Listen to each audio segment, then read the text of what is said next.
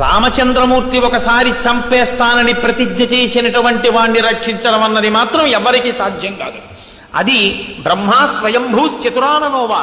బ్రహ్మ కావచ్చు, స్వయంభూ 4 తలకాయలున్నవాడు కావచ్చు.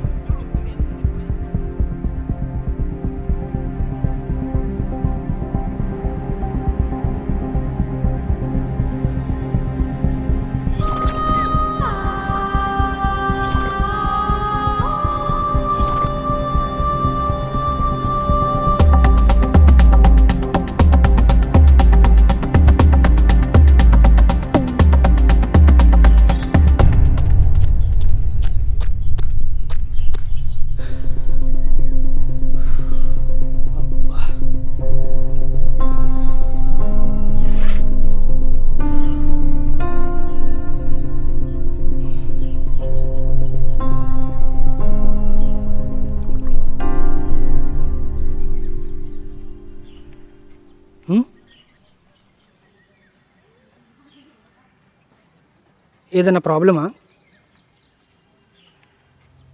చూస్తుంటే టెన్షన్లో ఉన్నట్టున్నావు. అసలు ప్రాబ్లం ఏంటో చెప్తే సొల్యూషన్ చెప్తారా? ప్రాబ్లం మనది అయినప్పుడు సొల్యూషన్ కూడా మన దగ్గరే ఉంటుంది. కానీ దాన్ని అప్లై చేయడానికే ఇదిగో ఇలా ఆలోచిస్తాం.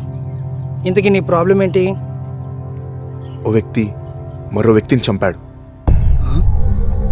అది రైటా రాంగా? చంపడం ఏంటి? ఏం మాట్లాడుతున్నావు? అవును, చంపడం తప్పే కదా? ఖచ్చితంగా తప్పే. కానీ ఆ వ్యక్తికి ఇష్టం లేకున్నా, తప్పని పరిస్థితుల్లో, తప్పని తెలిసినా అతని చంపాడు. తప్పనిసరి పరిస్థితులా? ఏంటవి? అసలు చంపని వ్యక్తి ఎవరు? అతనికి నువ్వేమవుతావు?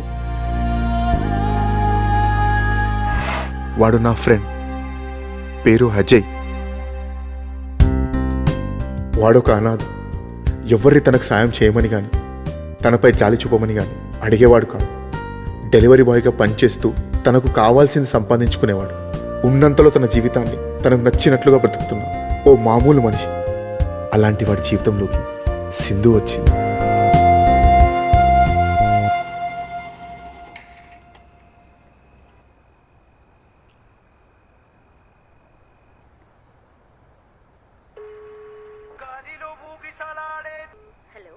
Hello madam, food delivery. ఎక్కడున్నారు? ఇక్కడే లొకేషన్లో ఉన్న అపార్ట్మెంట్ కింద ఉన్నాను. మీరు బ్లాక్ ఫ్లాట్ నెంబర్ చెప్తే వస్తాను. వద్దు, మీరు అక్కడే 5 minutes వెయిట్ చేయండి, నేనే వస్తాను. Okay madam.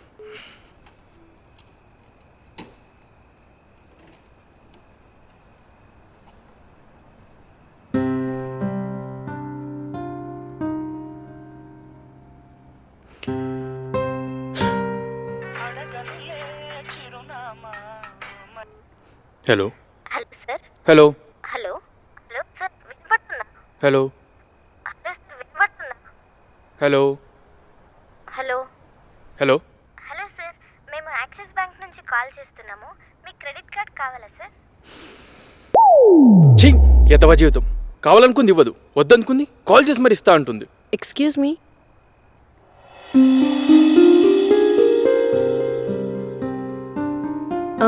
ఫుడ్ డెలివరీ మీరే కదా? అవునండి, సింధు. నేనే. వెయిట్ చేయించినందుకు సారీ. పేమెంట్ ఆన్లైన్ చేసేసాను. నా ఆర్డర్ ఇక్కడే పెట్టాను కదా. హలో, నా ఆర్డర్ ఎక్కడా? అది కనిపించట్లేదండి. ఏం మాట్లాడుతున్నావు? కనిపించట్లేదంటే? ఈ ఫోన్ కాల్ వస్తే సిగ్నల్ రావట్లేదు, పక్కెళ్ళాలండి. ఇప్పుడు చూస్తే ఆర్డర్ లేదండి. ఇక్కడే పెట్టిన బిర్యానీ ఎక్కడికి వెళ్తుంది? అదే అర్థం కావట్లేదు మేడం. నిజంగా ఇక్కడే పెట్టాను మేడం. అవన్నీ నాకు తెలీదు. నా బిర్యానీ నాకు కావాలంతే.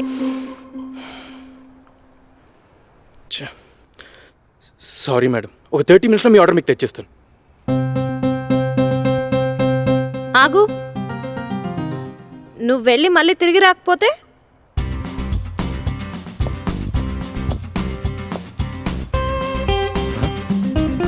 నా సేఫ్టీలో నేను ఉండాలి కదా. ఏం ఆలోచిస్తున్నావు? పోనీ.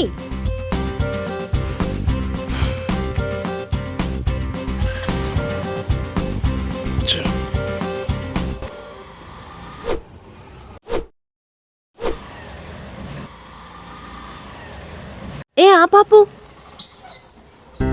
నేను ఇక్కడ దిగిపోతా. ఓయ్, నీ ఫోన్ ఇవ్వు. ఎందుకండి? ఎహే, ఇవ్వు అరే. చెప్తా.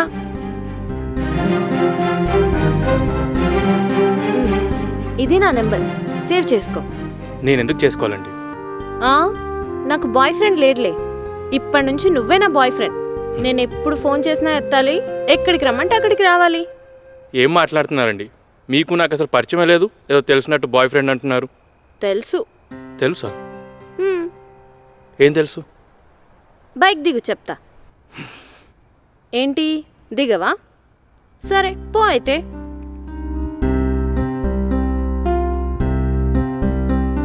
ఆగండి. మీ ఆర్డర్. హ్మ్. నా గురించి ఏం తెలుసో చెప్పొచ్చు కదా. ఏం తెలుసంటే, ఆల్మోస్ట్ 6 months బ్యాక్ అనుకుంటా. నేను నర్సరీ నుంచి వస్తుంటే నా షూ లేసి ఊడిపోయినప్పుడు, అబ్బా ఇది ఇప్పుడే ఊడిపోవాలా, ఇప్పుడు ఎలా?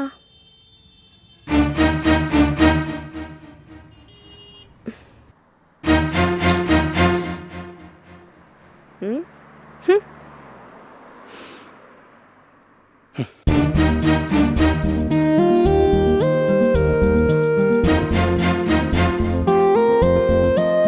1 month బ్యాక్ ఒక అపార్ట్మెంట్కి ఆర్డర్ ఇవ్వడానికి వచ్చావు, గుర్తుందా?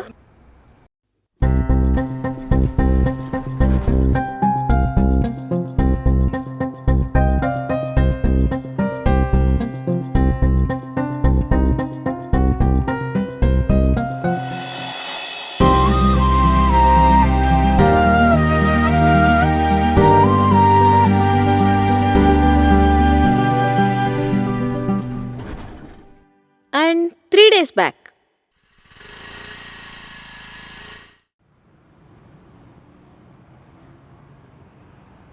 అన్నా, ఈ అడ్రస్ ఎక్కడా?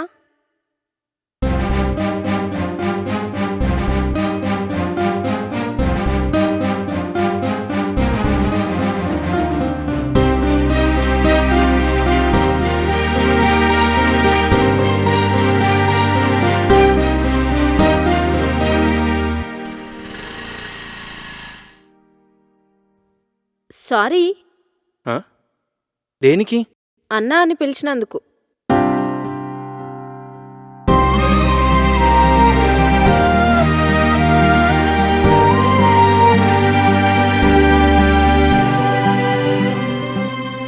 అలా నాకు హెల్ప్ అవసరమైన ప్రతిసారి మీరెక్కడికి వచ్చారు సార్? హ్మ్. ప్రతిసారి నాకు హెల్ప్ చేసినందుకు చాలా చాలా చాలా థ్యాంక్స్. ఆ రోజు ఆర్డర్ తెచ్చింది నువ్వని మొబైల్లో నీ ఫోటో చూశాకే నీతో మాట్లాడదామని కిందకొచ్చాను. ఆర్డర్ మిస్ అవ్వడం, నీతో బైక్ పై రావడం, మనిద్దరం కలిసి రెస్టారెంట్కి వెళ్ళడం అంతా నా ప్లానే. హ్మ్? హే, అంటే ఆ రోజు షూలేస్ కట్టింది నాకే. లిఫ్ట్లో హరిగా వెళ్ళింది, నేనే. అడ్రస్ అడిగింది, అది కూడా నేనే. హ్మ్. నాకు తెలియకుండా ఇంత జరిగిందా? దీన్నే డెస్టినీ అంటారు. లేకపోతే నీ బైక్ ఎక్కాల్సిన అవసరం నాకేంటి? మేబీ డెస్టినీ మన ఇద్దరిని ఇలా కలపాలనుకుంటుందేమో. ఆ? అదే డెస్టినీ. ఎప్పుడు ఎవరిని ఎలా కలుపుతుందో ఎవరికి తెలీదు. మనల్ని ఇలా కలిపింది. పుట్టుకతో అమ్మ నాన్న ప్రేమకు బంధాలకు దూరమైన వాడికి సింధుతో పరిచయం ఒక్క రోజులోనే ప్రేమగా మారింది. కలిసి బతకాలనుకున్నారు. కానీ వాడు అనాథ కావడంతో సింధు పేరెంట్స్ వాళ్ళ ప్రేమను ఒప్పుకోలేదు. వాళ్ళ నిర్ణయాన్ని కాదని సింధు అజయ్ని పెళ్లి చేసుకుంది. అద్దె ఇల్లు, బ్రతకడానికి ఒక చిన్న జాబ్. వాళ్ళ ప్రేమ గుర్తుగా ఓ కొడుకు కూడా పుట్టాడు. కానీ ఏంటి కానీ? అంతా బాగానే ఉంది కదా, వాళ్ళిద్దరిది హ్యాపీ లైఫ్. బాబు పుట్టగానే సింధు చనిపోయింది. చనిపోయిందా? అవును, వాడు చనిపోదామనుకున్నాడు. కానీ ఆ బాబు కూడా తనలా అనాథ కాకూడదని ఆగిపోయాడు. అలా 8 సంవత్సరాలు బాబే లోకంగా బతికాడు. కానీ ఒకరోజు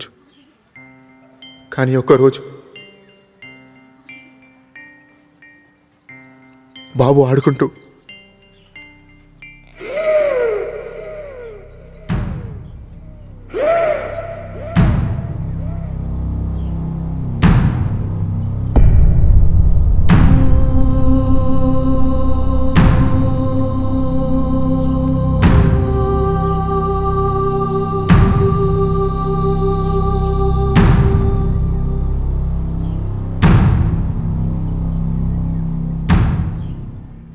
హాస్పిటల్ తీసుకెళ్తే డాక్టర్ చెప్పింది ఏంటంటే ఆ బాబుకి ఏదో జబ్బుందని.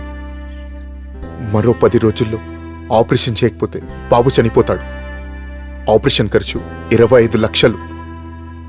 10 రోజుల్లో 25 లక్షలు ఎక్కడి నుండి తేవాలో తెలియక టెన్షన్ పడుతున్న అజయ్తో ఆ డాక్టర్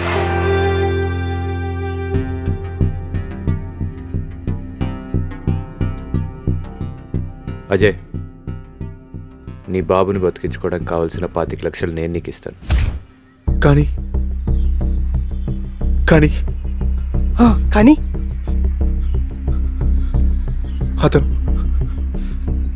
అతను చెప్పిన వ్యక్తిని చంపితే 25 లక్షలు ఇస్తానని, నీ బాబు బ్రతుకుతాడని చెప్పాడు. నీకు నీ బాబు బతకాలి, నాకు వాడు సావాలి. ఏంటి, ప్రాణాలు పోసే డాక్టర్ ప్రాణం తీయమని చెప్పాడా?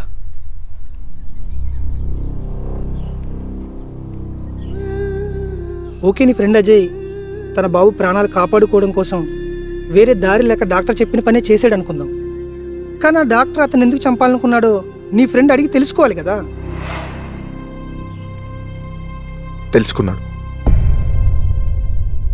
ఒకవైపు నా కొడుకుని కాపాడుతానంటున్నారు, మరోవైపు చంపమంటున్నారు. నాకేం అర్థం కావట్లేదు సార్.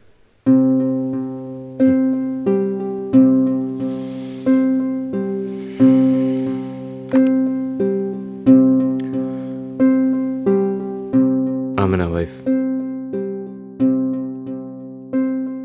తనంటే నాకు చాలా ఇష్టం. మాకు పెళ్ళి 4 సంవత్సరాలు అయింది.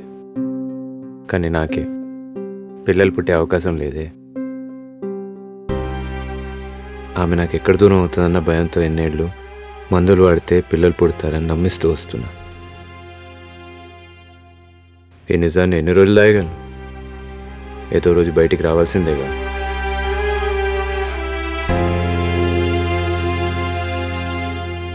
కానీ ఇప్పుడు నా వైఫ్ ప్రెగ్నెంట్.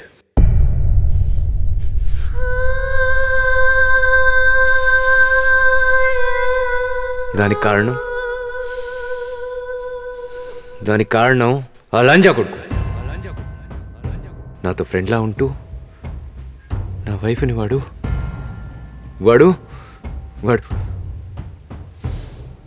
ఛే, చెప్పుకోవడానికి అసహ్యంగా ఉంది. నాలో ఉన్న లోపం ఆమెకు చెప్పకపోవడం నా తప్పే అజయ్. కానీ వాడితో పడుకుంటూ నన్ను మోసం చేస్తుంది చూడు, నేను చూస్తూ ఊరుకోలేను.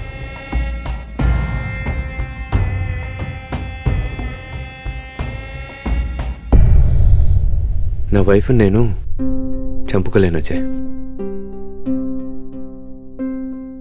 వాడు బతుకున్నంతసేపు అది నన్ను మోసం చేస్తూనే ఉంటుంది. నా వైఫ్ నాకు దక్కాలి అంటే వాడు చావాలి. నాకు ఈ ఒక్క పని చేసి పెట్టు అజయ్. నీ కొడుకుని ఎలాగైనా నేను కాపాడతాను.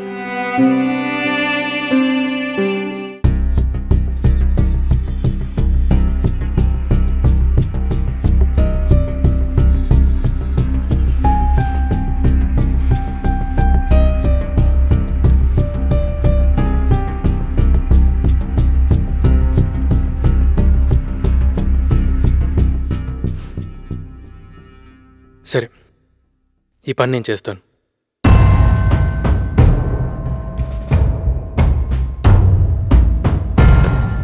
వాడి ఫోటో, ఇందులో వాడి డీటెయిల్స్ ఉన్నాయి. ఇది వాడిని చంపడానికి.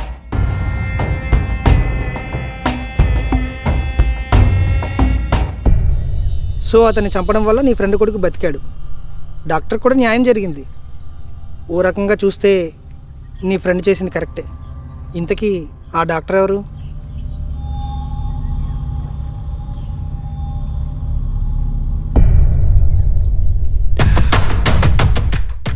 ఇతను ఇతను ఇతను విశ్వనాథ్, నీ ఫ్రెండ్. అంటే నువ్వు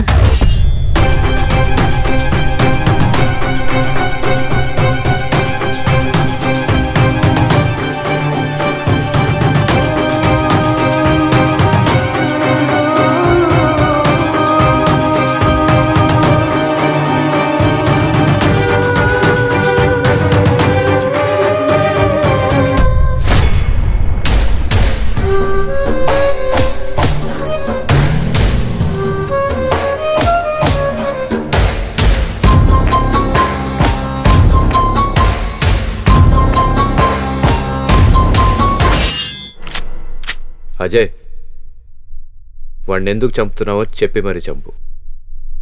వాడిని చంపించింది నేనే అని తెలిసేలా చంపు. అజయ్,